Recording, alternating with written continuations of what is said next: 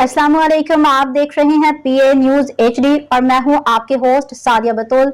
शामिल करते हैं आज की अहम खबरें।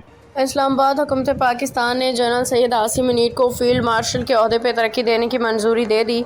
फील्ड मार्शल के ओहदे पर तरक्की का नोटिफिकेशन वजारत दिफा ने जारी किया। वज़ीर आज़म शहबाज शरीफ के ज़रिए सदारत वफाकी काबीना के इजलास में अहम फैसले हुए। वज़ीर आज़म ने पूरी पाकिस्तानी कौम को मार के हक के दौरान ऑपरेशन बनियान और मरसूस की शानदार कामयाबी और दुश्मन के अज़ाइम खाक में मिलाने पर मुबारकबाद दी।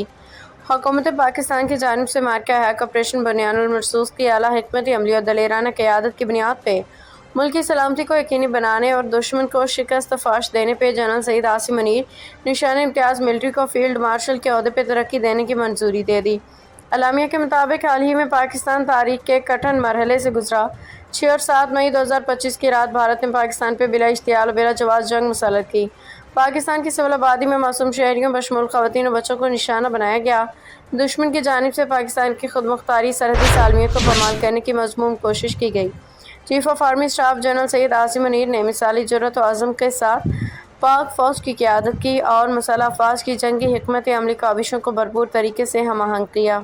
न्यूज स्टूडियो से अब तक के लिए इतना ही। मजीद खबरों और अपडेट्स के लिए देखते रहिए पीए न्यूज एचडी।